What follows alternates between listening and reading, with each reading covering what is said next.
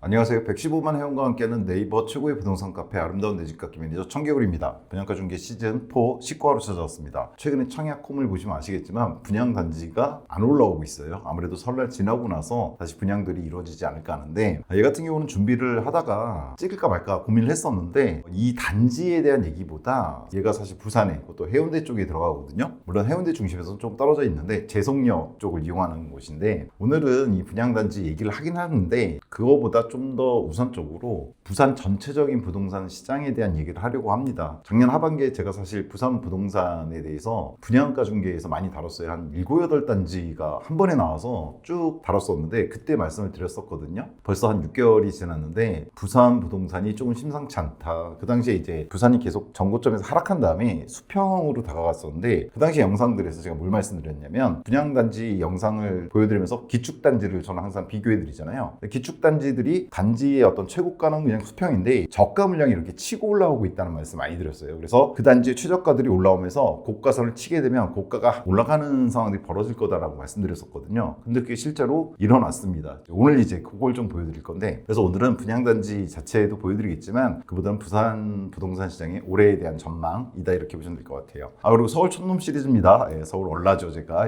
부산에 대해서 제가 작년에 상당히 많이 찍었고, 그전에도 사실 시즌 1부터 많이 찍었었어요. 부산에서는 금정 매정 카운티를 제일 처음 다뤘었는데, 그 외에도 뭐 일광신도시라든가 장안디에트르 같은 데도 다뤘었는데, 작년에 특히 많이 다뤘습니다. 서밋 시리즈부터 시작해서. 근데 이제 서울놈인 제가 부산 부동산을 얘기하게 되면 아무래도 디테일한 면에서는 좀 딸리죠. 부산 분들이 더 잘하신다는 얘기입니다. 반면에 서울놈인 제가 이제 부산 부동산을 얘기하게 되면 뭐랄까요, 조금 객관적인 시각, 좀 멀리서 떨어져서 보는 이런 시각으로 볼 수 있는 장점도 있어서, 여러분께서 이제 부산 분들께서 부산에서 이제 부동산 투자하시는데 참고로는 활용하실 수 있지 않을까. 그래서 지속적으로 서울 촌놈 시리즈를 올려드리고 있습니다. 일단 오늘 다룰 단지는 이 편한 세상 센텀 하이베뉴입니다. 공고 후 영상이고요. 이게 좀 저희 편집 이슈가 있어서 좀 늦게 올라갈 것 같긴 한데, 부산 아파트 많아요. 다 아시지만 어디는 많지 않겠냐 하지만 부산 특히나 소형 중형 단지가 많은 그런 곳입니다. 평지가 적다 보니까. 센텀 하이베뉴 같은 경우에는 이 부산의 핫한 곳 센텀역에서 이 동해선 타고 한정거장도 올라가시면 제송역이 있어요. 이 제송역에서 가까운, 다만 도보는 좀 애매합니다. 부산 분들이 어떠실지 모르겠어요. 여기가 약간 고바이길이잖아요. 여기거든요. 센텀 하이베뉴. 사이길도 있는데 여기가 이제 고바이길이잖아요. 여하튼 이렇게 뭐 내려와서 걷는다고 치면 대략 700m권이기는 한데, 부산 분들 잘 아시겠지만 이쪽이 약간 고바이 언덕길이라서 도보가 편하다 이렇게 말씀드리기는 힘들 것 같아요. 이쪽 뭐 큰 길 쪽인데 이쪽도 마찬가지로 언덕백이죠.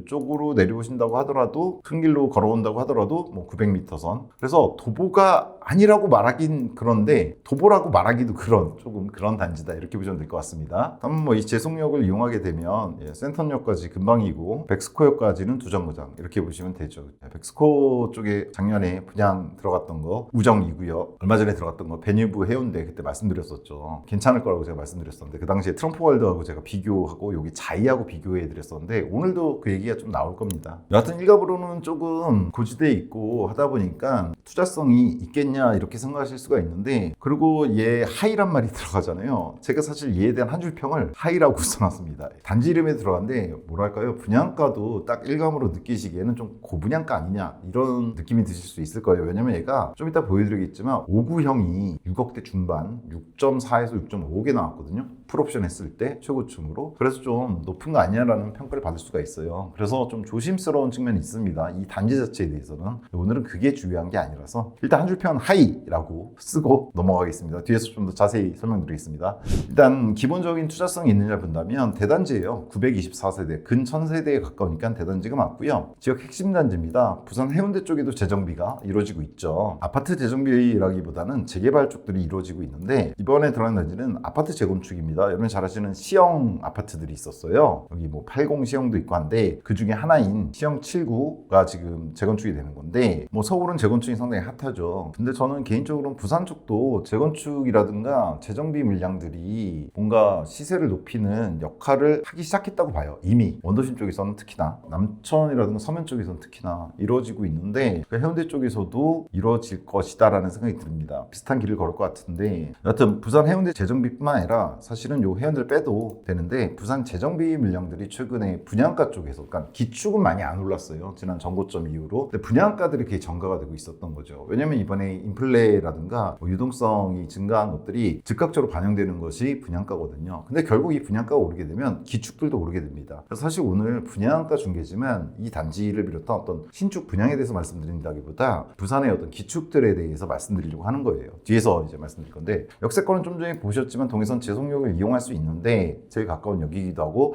다만 도보라고 말하기에는 좀 애매하다 이렇게 말씀드릴 수 있을 것 같아요. 그럼에도 불구하고 전체적으로 저는 하방 경기 식성은 갖출 수도 있다라고 봅니다. 그건 얘의 특이한 위치와 시기 때문인데, 얘가 자차를 이용했을 때 해운대 쪽에 어떤 편의성을 갖다가 누리는 데는 그렇게 어렵지가 않은 것도 있고, 또 하나는 지금 시기 자체가 좀 이따 보여드리겠지만 부산의 분양가에 전가되던 어떤 이번 상승기 어떤 흐름이 부산 기축들에도 지금 전가가 되고 있고 그 모습이 보이기 시작했다고 보거든요. 저는 사실 작년 하반기에 많이 말씀드렸었는데, 그래서 저는 개인적으로는 올해 서울의 상급지, 최상급지들은 이미 23년부터 오르기 시작해서 이번 상승기에 거의 고점에 다가갔고, 그 외의 지역들, 수도권에서도 대표적인 곳이 인천광역시라든가 지방에서는 부산광역시, 그 다음에 좀 그 뒤로는 대전광역시 같은, 그러니까 간단히 말하면 광역시들이라든가 수도권의 중저가 아파트들이 올해 상당한 상승을 이룰 거라고 보거든요. 그 순서가 됐고, 물론 수도권은 규제가 묶여 있고 최근에 이제 대통령님께서도 뭐 여러 가지 규제에 대해서 얘기를 하시지만, 제가 말씀드린 건 중저가 아파트들, 그 다음에 인천이라든가 대전이라든가 부산에 있는 광역시에 있는 아파트들이 지금 사실 어떤 규제 범위에 들어갈 만한 가격대가 아니거든요. 그러다 보니까 얼마 전에 이제 부산이었나요? 경남 지역 쪽에 이제 대통령께서 가셔서도 그런 말씀 하셨잖아요. 서울에는 평당 3억이 되는데 그게 말이 되냐. 근데 그걸 거꾸로 좀 생각해 보면 지방은 상당히 거기에서 멀리 떨어져 있다는 얘기예요. 부산도 그렇죠. 부산 30평대, 즉 8사형 평균적인 평당가를 보면은 대략 5천선 정도가 제일 비싼 거거든요. 지금 제가 보기에는. 그 얘기는 서울의 최상급지에 비해서는 거의 6분의 1 수준? 물론 서울의 최상급지가 3억까지 가지는 않습니다. 반포 쪽일 텐데 반포 쪽이 지금 대략 70억 정도이기 때문에 2억 조금 넘는 수준이거든요. 그렇게 봤을 때 부산 같은 경우에 그 한 4분의 1에서 5분의 1 정도 되는 가격인데, 사실 그 정도 격차가 나지는 않는다고 생각해요. 그러니까 서울의 반포라든가 이런 1급지들이 23년도부터 상당히 올랐는데 부산이 아직 따라가지 못한 거고, 저는 부산 기축들의 그 따라가는 추세, 이번 상승기에서 어떤 도달할 지점이 이제 시작이 됐다고 봐요. 그래서 오늘 찍는 영상입니다. 센텀 하이베뉴가 중요한 게 아니라 분양장의 흐름을 파악하는 필수 단지라고 봅니다. 부산 재정비하고 부산 부동산 방향, 향방 어떻게 될 것인가 있어서 이게 사실은 이번에는 더 중요한 것 같아요. 보통은 제가 분양가 중에서 요 위쪽 단지에 해당되는 요걸 중시하는데, 오늘은 요 아래쪽이 더 중요하지 않을까 이런 생각이 듭니다. 일단 그래도 하이베뉴를 다루는 영상이기 때문에 기본적인 정보를 좀 더 자세히 말씀드리고 갈게요. 9일날 특공 있고 10날 11일날 일반 1순위 2순위가 있습니다. 얘가 잘 될지 아닐지는 정확히 모르겠어요. 근데 다만 얘가 만약 잘 된다면 부산의 어떤 기축들의 오름세는 더 가파르고 더 많이 올라갈 것이다. 저는 그렇게 생각합니다. 그런 의미에서 좀 얘를 봐야 된다 이렇게 봐요. 교통은 좀 전에 보셨듯이 제송역을 이용할 수가 있고요. 도보는 긴가민가? 도보가 될 수도 아닐 수도, 이런 단지입니다. 분양 물량은 924세대 중에 재건축이잖아요. 그러다 보니까 166세대가 나왔고 특공이 92세대, 일반이 74세대다 이렇게 보시면 됩니다. 최고 34층 8개 동이 들어가고요. 조감도는 대략 이런 형태. 딱 보시면 조감도에도 약간 고바이 이런 게 드러나 있죠. 단지 내부야 뭐 평탄화 작업을 해서 단지 내는 뭐 단차를 많이 없앨 수 있을지 모르지만, 특히나 제송역 쪽으로 가는 쪽은 고바이다 이렇게 보시면 될 것 같고요. 입주는 27년 10월 예정입니다. 이거는 이 단지의 조금 단점이기도 하죠. 왜냐면 27년 10월이면 지금부터 대략 1년 6개월 정도 남은 거거든요. 따라서 자금을 마련할 수 있는 기간이 다른 단지들에 비해서는, 분양 단지들에 비해서는 조금 촉박하다. 따라서 자금 계획을 잘 세우셔야 되는 측면이 있다 이렇게 보시면 될 것 같아요. 그럼에도 불구하고 최근에 수도권은 경기도 지역까지 해서 다이아몬드 모양으로 규제 지역, 특히나 토호제를 묶였는데 부산은 그런 건 없기 때문에 상대적으로는 그래도 수도권에 비해서는 낫다 이런 생각이 들고요. 분상제는 적용되지 않고 전매 6개월만 적용된다 이렇게 보시면 되는데, 좀 이따 말씀드리겠지만 이는 분양가 자체가 그렇게 낮다고 평가되지 않기 때문에 단기 투자로 들어가시기는 힘든 곳이 아닌가. 즉 전매 6개월이라는 조건이 나쁘지는 않은데 단기 차익을 갖다가 보시고 들어가는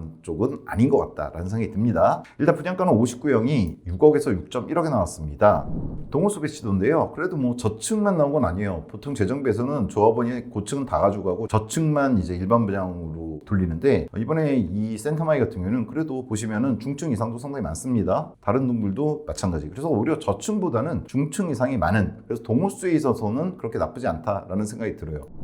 여하튼 그럼에도 불구하고 6억에서 6.1억에 나왔어요. 딱 일감으로도 59형이 6억 이상이다. 더군다나 얘가 보니까 해운대 뭐 중심에 딱 들어가는 건 아니잖아요. 그런데 이 가격이 나왔으니까 좀 비싼 거 아니냐 이런 생각이 드실 수 있단 말이에요. 좀 뒤에서 이제 자세히 봐드릴게요. 확장비는 무상입니다. 아무래도 분양가 비싸다 보니까 이런 건 무상으로 제공이 됐는데 나머지 옵션 있잖아요. 에어컨은 4기 기준 610인데 옵션이 4,000입니다. 들어가 보시면 옵션에서는 그렇게 메리트 있는 가격은 아닌 것 같습니다. 이 편한 세상 대리비다 보니까 그래도 10 브랜드잖아요. 옵션에서 상당히 고급화를 지향했기 때문에 요 4,000은 이번에 나온 옵션 중에서 선택이 있다면 선택 중에서 제일 비싼 거 다 때려박은 겁니다. 따라서 여러분들이 개인적으로 줄이실 수 있을지 모르지만 저희는 항상 다 넣는 가격을 해드리다 보니까 그러면은 요거 4,500 정도가 플러스 되는 거예요. 따라서 4,000을 그냥 더해버렸습니다. 그래서 실질적인 분양가는 이렇습니다. 59형 6.4에서 6.5개 나온 겁니다. 그러니까 이게 싸지는 않다라는 생각들이 드실 것 같다는 생각이 드는 거예요. 작년에 하반기에 84 중심으로 많이 보여드렸었는데 그 중에서 싼 놈들은 이 분양가에 84가 있었거든요. 에코델타 시티라든가 물론 입지는 다르지만 이런 게 있었기 때문에 여튼 계약금은 5%고 중도금 60% 그 다음에 중도금 무이자 조건이긴 합니다. 다만 얘가 입주대기 기간이 1년 6개월 정도밖에 안 남았기 때문에 아주 큰 메리트라고 보기는 힘들죠. 여하튼 6.4, 6.5개 나왔어요. 그리고 평면도는 3베이 판상 마통풍이라고 제가 써놓고 드레스룸하고 펜트는 부재하다 이렇게 써놨습니다. 이건 재건축 단지들에 나오는 5구형의 특징인데 서울 쪽이나 수도권도 그렇죠. 3베이 마통풍 구조에 침실 1, 즉 안방에 따로 드레스룸 같은 거 없고 그리고 현관 팬트리가 따로 있지는 않은 그런 구조, 좀 올드한 구조 이렇게 보시면 됩니다. 최근 트렌드는 4베이 판상형의 마통풍에 현관 팬트리라든가 복도 팬트리 혹은 드레스룸을 넣어주는데 거기선 벗어나는데 재정비 물량은 사실은 보통은 이렇게 나옵니다. 어디든. 그래서 뭐 평면도 자체는 특별하게 긍정적으로 평가하기 힘들다 이렇게 보시면 될 것 같고요. 재정비 한계로 제가 써놨습니다. 이건 뭐 어디나 어렵기 때문에 동호수는 다만 아까 보셨지만 중층 이상으로 많이 배정되어 있기 때문에 무난하다. 재정비 치고 이렇게 보시면 될 것 같아요. 자체 편의성은 커뮤니티, 피트니스, GX, 골프 연습장, 스터디룸이 들어가지고 스포츠 코트, 작은 도서관, 라운지 카페, 키즈 라운지, 건식 사우나 등이 들어가줍니다. 얘는 괜찮다라고 저는 봅니다. 재정비 물량에서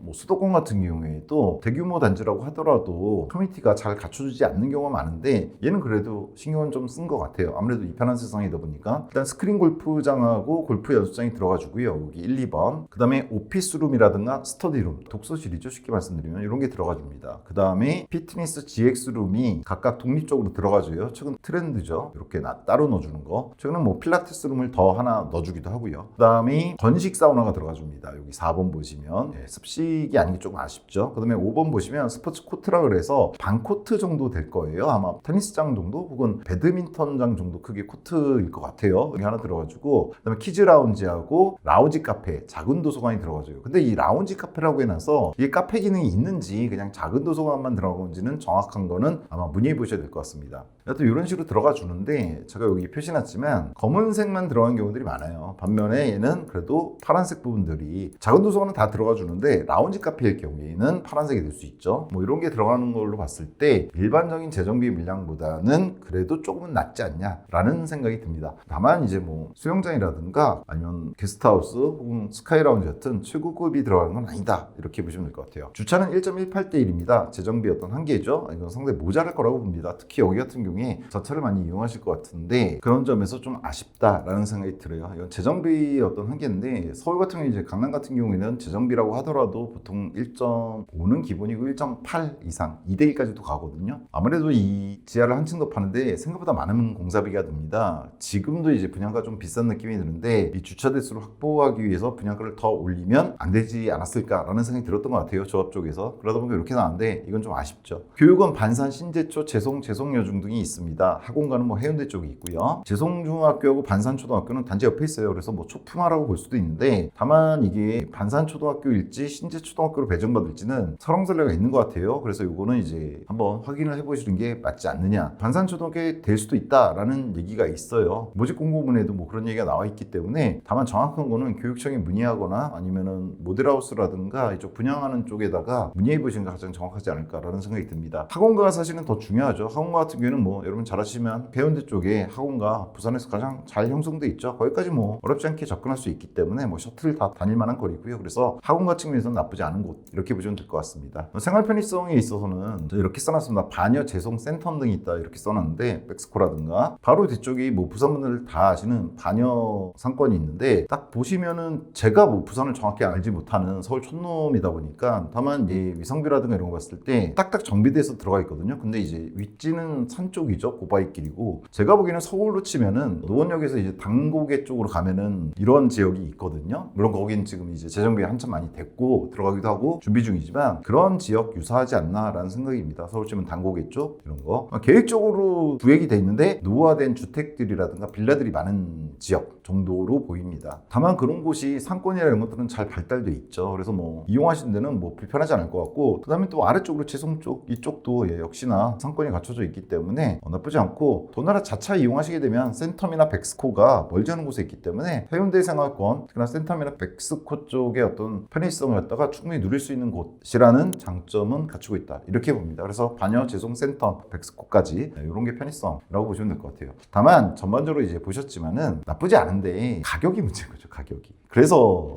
이 분양가 착하다 적절하다에 대해선 근데 이렇게 써놨습니다. 그게 중요한 게 아닌 것 같다, 지금 상황에서. 즉 이 개별단지의 어떤 분양가가 싸다 비싸다가 중요한 건 아닌 것 같아요. 이유는 작년 하반기부터 제가 봤던 건데 이 모습 때문에 그렇습니다. 이 모습 뭐냐면, 제가 항상 분양가 중개를 통해서 단지에 대해서 말씀드릴 때 주변 기축하고 말씀을 드리잖아요. 얘는 좀 많이 이번에 갖고 왔습니다. 뭐냐면 아까도 말씀드렸지만 이번 영상은 이 단지에 대한 얘기보다도 부산 전체적인 움직임에 대한 영상이기 때문에 그래요. 여기 보시면 작년에 제가 분양가 중개 해드린 것들이 이 파란색들이에요. 파란색. 여기 보시면 검은색은 기축들이고 파란색으로 표시한 것들이 작년에 제가 분양가 중개를 통해서 보여드렸던 것들이거든요. 그 이전 거는 뺐어요. 뭐 금정 매정 커뮤니티라든가 일광 노르웨이라든가 장안디에트라든가 몇몇 단지가 더 있는데 걔네들은 빼고 작년 하반기 보여드린 것들인데, 예를 들면 에코델타 쪽에는 푸르지오 트레파크가 있었죠. 그 다음에 사직 쪽에는 힐스테이트 사직 아시아드가 있었어요. 작년 분양가 중개 해드렸습니다. 그 다음에 이제 서면 쪽으로 가면은 힐스테이트 가야라든가 서면 대시양 어반센터가 있었고 서면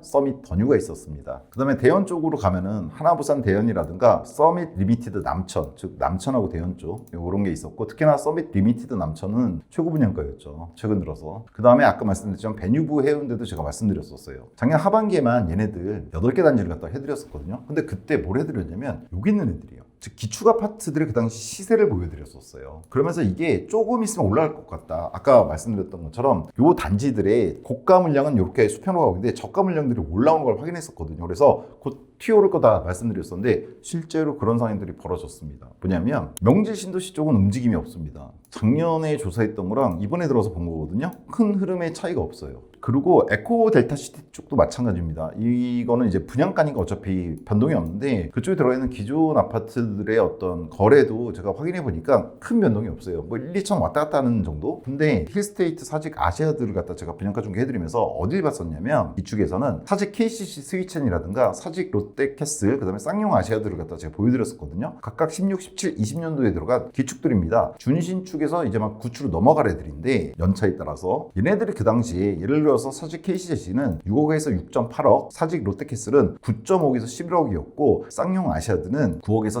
10.1억 선이었어요. 근데 그 당시에 힐스테이트 사직 아시아드가 8.8억에서 9억에 나와서 좀 비싼 거 아니냐 이런 분들이 있으셨는데 제가 아니다, 이거 비싸지 않다, 괜찮다라고 말씀드렸었거든요. 얘였거든요. 썸네일 제목이 아쉽지만 그리워질, 약간 비싸게 나온 듯해서 아쉽지만 그리워질 가격이다라는 내용이었어요. 그리고 이때 이런 식으로 주변 아파트 여기 써있죠. 서면에 있는 아파트들이라든가 사직 쪽에 있는 스위첸 이런 애들 비교해 드렸었거든요. 로케라든가 쌍용 아시아드 이때 요거 가격이거든요. 그 가격이 요거였어요. 요거 그 당시에 제가 조사했던. 근데 이번에 센텀 하이베뉴 때문에 들어가서 기축들 한번 다시 조사했는데 요렇게 바뀌었습니다. 뭐냐면 사직 KCC 스위첸 같은 경우에 그 당시 분양했던 힐스테이트 사직 아시아드 바로 아래쪽에 붙어있던 단지거든요. 여튼 들어가서 보시면 이게 이제 84형들인데 보이시죠? 이게 작년에 제가 볼 때만 해도 그렇게 올라가지 않았었어요. 이게 당시거든요. 이게 스위첸이에요. 스위첸 똑같은 110B 여기 보시면 그대로였죠. 그대로. 예. 이렇게 옆으로 가고 있었어요. 근데 그게 지금 이게 그 이후 거래들이에요. 이렇게 올라간 거 있죠. 예, 이게 그전까지가 요거 있어요. 작년 하반기 때. 그러니까 제가 이때 뭘 말씀드렸었냐면 사직 아시아드 말고 이쪽에 단지들 서면 쪽에 들어간 단지들도 그렇고 요 얘기를 들으면서 여기 보이시나요? 여기 화면 아래쪽이 여기 현재 부산 도심 신축 및 준신축은 보이지 않는 상승선이 있다. 상승하고 있다. 겉으로는 잘 드러나지 않는데 밑에 있는 놈들 올라오는 게 보인다. 제가 그렇게 말씀드리고 조만간 이제 올라갈 거다 단지들이 그렇게 말씀드렸었는데 실제로 올라가고 있습니다. 지금 이게 작년 하반기 이후의 모습들. 모습들이에요. 다른 타입들에서도 이런 모습들 나오죠. 즉 그 이전 거래보다 작년 하반기보다 높이 올라간 모습. 이건 111C인데 다 84입니다. 아직 안 나타난 데도 있고 이런 식으로 나타나는 타입들이 있죠. 뚜렷하게 드러나죠. 지금 얘 같은 경우에. 그죠? 사직 쪽에 힐스테이트 아시아드가 들어가면서 얘만 그런 거냐? 그건 아니고요. 이쪽에 보시면 사직 로케라든가 쌍용 아시아드도 있어요. 얘네도 각각 9.5에서 11억이던 사직 롯데캐슬이 지금 현재 10.2억에서 12.2억으로 1억 정도 올랐습니다. 좀 전에 보여드렸던 스위첸도 그렇고 1억 정도 올랐어요. 쌍용 아시아드도 제가 작년에 조사했을 때 하반기에 9억에서 10.1억 선이었는데 지금 10억에서 11억 선까지 거래가 되고 있습니다. 최근 2개월간 실거래 제가 조사한 겁니다. 들어가서 보시면 여러분도 확인할 수 있습니다. 즉 사직 쪽이 1억이 올랐는데 얘만 그러냐? 그게 아니죠. 제가 작년에 서면 쪽을 많이 해드렸죠. 힐스테이트 가야라든가 서면 어반센트 대시양, 그 다음에 서면 서밋 더뉴를 해드렸어요. 분양가 중개. 그때 당시에 조사했던 게 사만 골드센트라든가 서면 아이파크 1단지, 그 다음에 가야 롯데캐슬 골드를 갖다 보여드렸거든요. 그 다음에 롯데캐슬 엘루체. 걔네들이 19년도부터 23년도 들어간 준시축들이었거든요. 근데 그 당시 얘네 가격이 요거예요. 싼 건 뭐 6.4억 있었는데 서면 아이파크 같은 경우에 7억 선에서 8억 중반 선이었거든요. 근데 얘네들이 지금 다시 들어서 조사를 해봤는데 요 가격으로 뜹니다. 대략 5천 정도 올랐어요. 2천에서 5천 정도 올랐습니다. 그러니까 서면 쪽도 원도심에 가깝죠. 사직 쪽보다는 좀 덜 올랐지만 요 모습이 나타나고 있어요. 이것도 제가 서면 서밋 더뉴라든가 서면 대시양 같은 거, 뭐 대시양 괜찮다고 제가 들어가라고 말씀드렸던 단지고 서밋 더뉴도 잘 될 거라고 말씀드렸거든요. 서면 서밋 더뉴 11에서 12억이 나왔잖아요. 무슨 원도심 서면에 이렇게 비싸라고 하는 분들이 있었는데 제 영상들 보시면 아시겠지만 그 당시에 이렇게 말씀드렸거든요. 서면 서밋 같은 경우에는 니가 가라 하와이 들어가서 영상 보시면 아시겠지만 잘 될 거라는 얘기입니다. 그 다음에 서면 어반센트 대시양 같은 경우에도 여러 가지 문제가 있다가 나왔던 단지잖아요. 무조건 가이소라고 해놨어요. 되도 않게 사투리를 갖다가 차용했는데 무조건 가라고 말씀드렸었습니다. 근데 그때 당시에 얘네들 때문에 그랬거든요. 골드센트나 서면 아이파크라든가 얘네들이 제가 보기에 그 당시에 오르고 있는 거였어요. 오르기 막 시작하려고 하고 있는 거. 그래서 들어가도 괜찮다. 왜냐면 그때 사직도 있었고 하다 보니까. 근데 실제로 올랐습니다. 그러니까 예를 들어서 서면 아이파크 들어가 보시면 그때도 그렇게 말씀드렸거든요. 중소형이 먼저 오르기 시작한다고. 지금 이게 5구예요. 아이파크에. 보시면 뚜렷이 보이죠. 올라가는 게. 저가선이 특히나. 얘는 아직 고가선을 뚫지 못했어요. 근데 이거는 뚫는다는 얘기예요. 이걸 작년에 말씀드린 거예요. 사직 쪽에서도 똑같이. 근데 얘가 지금 이 모습을 보이고 있고 그러다 보니까 84는 아직 그냥 옆으로만 거래되고 있죠.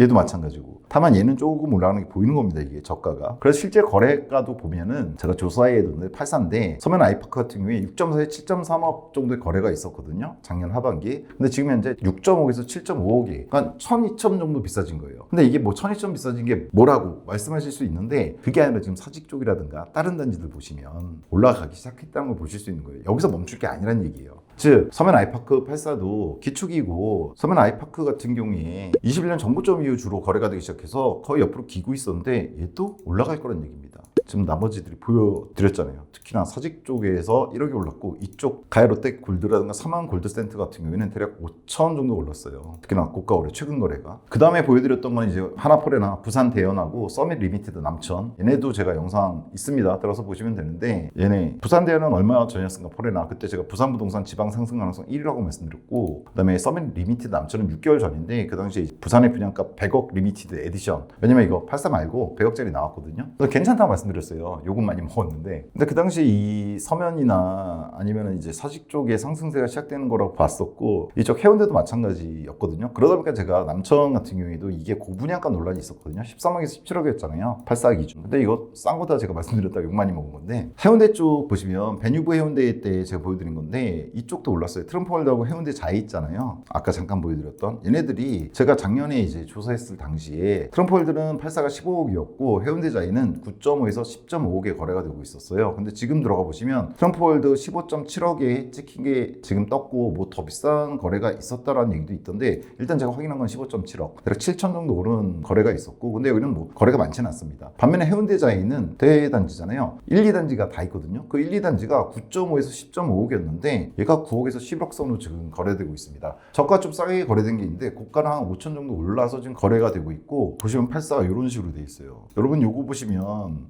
뭐가 올라 막 이러실 수 있는데 제가 아까도 말씀드렸지만 이쪽 5구가 보이시나요? 이게 올라가는 게? 그 당시에 사직 쪽이나 아니면 서면 쪽 말씀드릴 때도 5구들 갖고 말씀드렸어요. 근데 5구 올라가면 당연히 84 올라가거든요. 근데 당시에도 84는 거의 보이지 않았었고 5구가 올라가는 거 갖고 제가 말씀을 기본적으로 드리면서 8사가 올라갈 거다 이렇게 말씀드렸는데 그게 실제로 사직이나 서면 쪽에선 벌어지고 있고 해운대 쪽도 마찬가지일 거예요. 여기도 지금 5구 뚜렷이 올라가는 거 보이시잖아요. 다른 단지들 들어가셔도 됩니다. 이게 1단지인데 자이 이렇게 되면 8사가 그 뒤에 움직여요. 그리고 몇몇 타입에서는 조금 보일 수도 있어요. 2차도 보시면 지금 5구는 올라가는 거 보이시죠. 근데 8사도 여기 보시면 이게 파란색으로 보면 옆으로 수평인데 전체적인 평균선 보시면 올라가는 게 보입니다. 곧 올라갈 겁니다. 어디처럼? 서면이나 사직처럼. 어디는 안 올라가고 어디 올라가고 이런 게 아니에요. 지금 벌어지는 상승기는 유동성의 증가에 따른 상승이 먼저 서울의 최상급지에서 벌어졌고 그것들이 수도권에서 지역별로 예를 들면 최근에 이제 분당 쪽이라든가 용인이라든가 안양까지 넘어갔거든요. 그런 게 이제 최근에 이제 인천 쪽으로 인천도 이제 분양가 쪽으로만 전거되다가 기축들에도 이제 그 전가가 이루어지기 시작했는데 즉 상승분이 부산도 마찬가지로 봅니다. 즉 어떤 특정 지역의 호재 때문에 올라가는 게 아니라 부산 같은 경우에도 전반적인 유동성 상승에 따른 어떤 기축 가격의 상승이 일어나기 시작했고 그게 이제는 눈에 뚜렷하게 보이는 곳들이 있고 이제 시작될 지역들이 있다는 얘기를 말씀드리려고 하는 겁니다. 사실 부산 부동산 시장에 대해서는 따로 제가 전망평 보여드린다고 얘기했어요. 인천 전망평부터 해드리다 보니까 거기 큰 이슈가 있었죠. 청학역이라고 하는. 그러다 보니까 부산을 갖다 좀 뒤로 뺐는데 조만간 아마 부산에 대해서 보여드릴 텐데 일단 오늘은 이런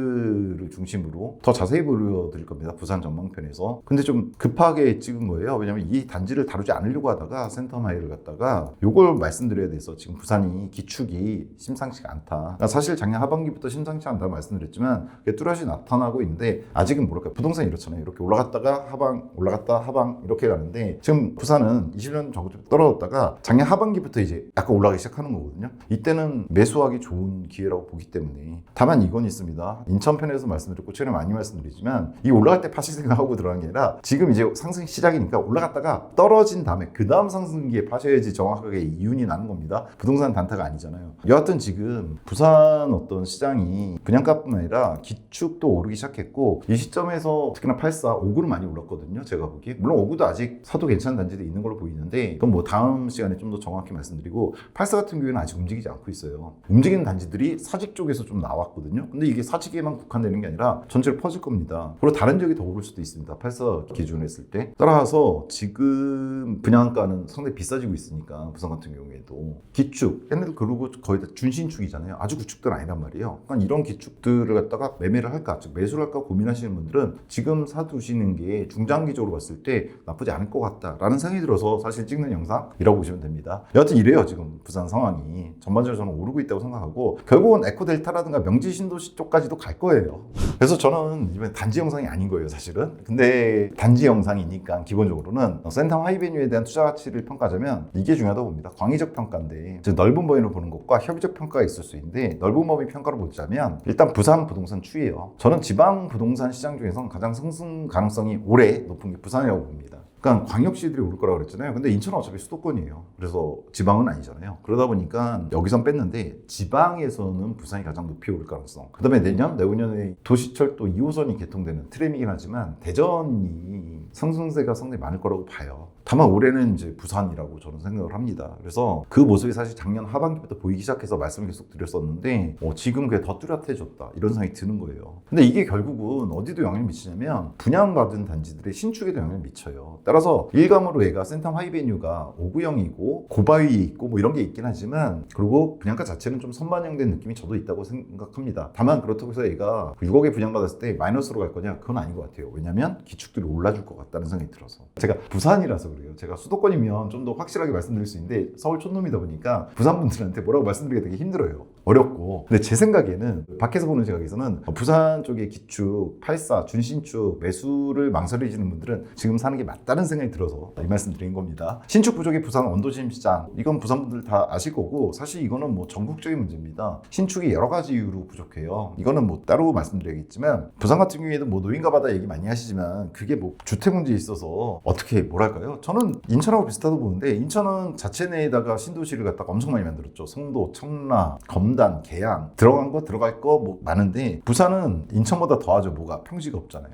그래도 재건축 많이 해주는 게 부산이긴 한데 그러다 보니까 어디까지 가야 됩니까? 명지라든가 에코델타 여기라든가 아니면 일광이나 장안 쪽으로 가든가 아니면 아예 위쪽으로 가야죠. 양산이라든가 이런 쪽으로 가야 되는데 인천에 있는 신도시들하고는 달라요. 걔네들이 결국은 핵심은 원도심이고 주택이 부족하다 보니까 밖으로 퍼져나갔었는데 원도심 쪽이 재건축들이 재정비가 되거나 이런 식으로 들어가주는 애들 있잖아요. 더군다나 해운대 쪽도 이제 되기 시작했는데 따라서 그동안은 어쩔 수 없이 밖으로 나갔었다면 이제는 원도심들에 들어오는 이런 신축들이 중심이 돼서 아마 원도심 쪽의 어떤 상승세가 확연하게 드러나는 시기 아닌가라는 생각이 듭니다. 수원은 이미 시작했고 인천이 이번에 포레나 더샵 바로 전 영상인데 걔를 통해서 이제 원도심들의 어떤 상승세가 뚜렷하게 보이기 시작하는 걸로 저는 판단하거든요. 부산도 마찬가지고 부산은 그리고 이거 있잖아요. 이거 지난번에 한번 포레나 대연에서 말씀드렸었는데 삼익빛이 남아있잖아요. 부산 분들이 더 잘 아시겠지만 저는 삼익빛이 구평이 40억 터치할 거라고 지난 시간에 말했다가 욕 엄청 먹었는데 삼익지가 여러 가지 문제가 있지만 얘가 만약 돼서 들어가잖아요. 그러면 구평 84 기준으로 물론 조망에 따라 좀 다르겠지만 조망 잘 되고 괜찮은 놈 고층 뭐 이런 게 들어가 준다면 근 40억 선 나갈 거라고 저는 개인적으로 판단합니다. 그 기준이 되는 게 작년에 말씀드렸던 서밋 리미티드 남천이었죠. 걔가 17억까지 나왔었는데 완판됐잖아요. 근데 요거 보고 들어간 거 아니잖아요. 여기 들어가시는 분들 수익성이 있을 거라고 보고 들어가신 거잖아요. 이건 분양가고. 그렇게 보면 시간은 좀 걸리겠지만 삼익빛이가 들어가서 제 모습을 갖춘다면 전 40억 선 터치할 거라고 봅니다. 그 이상도 갈 수 있다고 저는 사실 개인적으로 생각해요. 오늘 또 욕을 먹을 것 같은데 여하튼 부산 원도심 쪽이 그래요. 이런 삼익빛이 같은 건 나중 문제로 치더라도 아까 보여드렸듯이 준신축급들의 5구로부터 시작된 상승선이 그러니까 이번 상승기 23년부터 서울에서는 이미 일어났던 그 상승기가 부산에서도 시작이 작년부터 됐고 그게 5구를 거쳐서 84에 도 반영되기 시작한 게 저는 작년 하반기부터 그리고 지금 20년도 상반기에는 이렇게 뚜렷해질 수 있다. 그럼에도 불구하고 아직은 시작점이다. 특히나 8세의 경우에는 그걸 말씀드리고 싶은 거예요.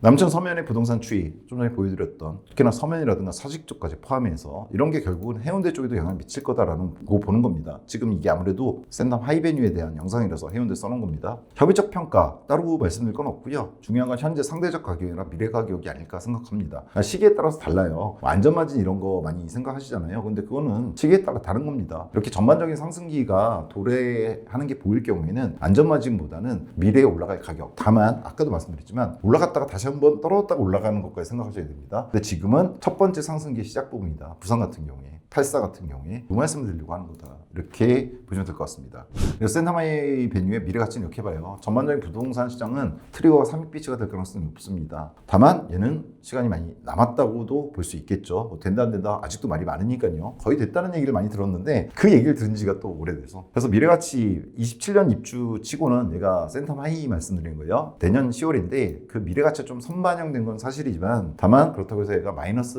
날 만한 단지는 아닌 것 같다는 생각이 듭니다. 왜? 부산이 전반적으로 지금 이 시기에 시작됐기 때문에. 다만 이 시기에 고점 가격이 나온 것 같다는 생각은 들어요. 이 단지 5구 같은 경우에는. 그럼에도 불구하고 다음 하락기 걷고 올라갈 때는 얘도 역시나 수익을 먹을 거다라는 생각이 듭니다. 근데 더 중요한 거는 지금 현재 준신축급들 부산 어디에 있든 사직 쪽은 이미 많이 오른 것 같고 서면 쪽이든 남천 쪽이든 어디든 부산 전체 84 준신축급들을 갖다가 혹은 분양권 싸게 나왔던 애들 최근에 나온 애들 말고요. 좀 돼서 분양권 그래도 거래는 할 수 있는 애들 있잖아요. 84들 걔네들을 투자하는 건 나쁘지 않은 것 같다. 지금 시작인 것 같다. 이런 생각이 들어서 올려드린 영상 이렇게 보시면 될 것 같습니다. 설날을 앞두고 마지막 한 줄평은요. 실거주면 해운대 이거는 센텀 하이에 대한 얘기예요. 실거주 측면에서 나쁘지 않은 것 같아요. 투자 수익성으로 본다면 뭐 수익률로 본다면 조금 선반영돼서 이번에 나온 분양가가 센텀 하이 5구 같은 경우에 좀 애매하긴 하지만 실거주로서는 신축이잖아요. 결국 내년에 들어가는. 그리고 해운대 센텀이나 백스코권을 갖다가 자차를 이용하면 충분히 이용할 수 있는 곳이기 때문에 해운대 쪽에 또 신축이 들어가려면 상당히 오래 기다려야 되는 상황이잖아요. 그러다 보니까 그 측면에서는 나쁘지 않은 것 같다. 따라서 생각보다 의외로 실거주로 들어갔는데 해운대이기 때문에 그리고 해운대 신축이기 때문에 수익성도 더군다나 지금 시기 자체가 좋아서 날 수도 있는 뭐 그런 가능성은 있는 이런 단지라고 생각을 합니다. 예, 세보상에서 다양한 정보를 취급하는 과정에서 잘못 인지한 것들이 있을 수 있죠. 더군다나 서울촌놈이 부산을 다뤘기 때문에 실수한 것들이 많을 수 있습니다. 너그러운 양해 부탁드리고요. 투자는 개인 책임이라는 점 인지하시고 투자에 임하시면 될 것 같고요. 부산 부동산 얘기를 해야 될 것 같아요. 작년 하반기부터 이 분양 단지들에서 간간히 이런 식으로 요다 좀 더 작은 표로 해당 단지의 주변 기축들 말씀드리면서 얘기를 드렸었는데 이렇게 전체에 놓고 보니까 느껴지시겠지만 부산이 올해 심상치 않게 상승할 것 같습니다. 더군다나 앞으로 나올 규제에서 벗어나는 아파트들이 대부분이에요. 부산은 뭐 부산을 지금 규제로 묶을 수 있을까 못한다 하면 여러 가지 이유로 또 묶지는 못할 것 같다는 생각도 들고요. 지방시장 전체가 그렇지만 그래서 부산 부동산이 다시 한번 상승기를 맞는 시기가 왔다라는 생각이 들어서 부산 부동산 전체에 대한 어떤 전망편을 갖다가 올려드릴 예정입니다. 설 전후로 해서 올려드릴 생각이고요. 그래서 오늘 아무래도 단지 영상이다 보니까 자세히 못 말씀드렸는데 이 부분 이거 좀 더 자세히 말씀드리고 더 많은 단지들 사실 조사했거든요. 근데 기존에 보여드렸던 것들이랑 비교에 대해서 이 단지들 말씀드린 건데 이것 이외의 단지들에 대해서 말씀드리고 사실 저는 이런 상황이 벌어지면 에코델타시티 쪽이나 명지 신도시 쪽도 당연히 오를 거라고 봐요. 여기는 중요한 게 이제 저가잖아요. 신축인데 싸잖아요. 준신축이나 신축인데 그러다 보니까 여러 가지 면에서 나쁘지 않다는 생각도 들어서 부동산은 꼭 상승만이 중요한 게 아니라 어차피 저희 아름다운 내 집 갖기란 카페 이름이 그렇지만 내가 거주할 수 있는 곳을 갖다가 매수를 하는데 그래도 어느 정도 수익성이 보장되는 것 같다가 원하시는 거잖아요. 그런 측면에서 때 부산은 지금 시기가 나쁘지 않은 것 같다라는 생각이 드는 거예요. 고점에서 살 수도 있고 저점에서 살 수도 있고 올라갈 때 살 수도 있고 떨어질 때 살 수도 있는데 그래도 올라가기 직전에 사는 게 가장 여러 측면에서 낫거든요. 그래서 그걸 보여드리는 부산 부동산 전망편 26년도 전망편을 곧 조만간 올려드리겠다는 말씀드리면서 영상 끝마치고자 합니다. 110원의 부동산 카페 아름다운 내 집 갖기 분양정보 공식 단톡방을 항상 첫 댓글을 올려드려요. 여기는 뭐 딴 데 아니고 들어오시면 넌 정말 오를 것 같아? 그럼 제가 답변 드리는 그런 공간이고 회원님들끼리도 얘기하시는 그런 공간입니다. 뭐 광고하는 곳 아니고요. 그냥 자유롭게 들어오셨다 자유롭게 나가시면 되는 그런 공간이다 이렇게 보시면 될 것 같아요. 단톡방 비번 같은 거 없습니다. 그래서 그냥 아무 때나 들어오셨다 아무 때나 나가시면 되는 그런 방입니다. 여하튼 곧 설입니다. 부산 편을 또 언제 띄워드릴지 모르겠지만 조만간 전망편으로 돌아오긴 할 텐데 미리 새해 복 많이 받으시라는 인사 드리고요. 긴 시간 시청해 주셔서 감사합니다. 다음 시간에 좀 더 유용하고 정확한 정보로 찾아뵙도록 하겠습니다. 감사합니다.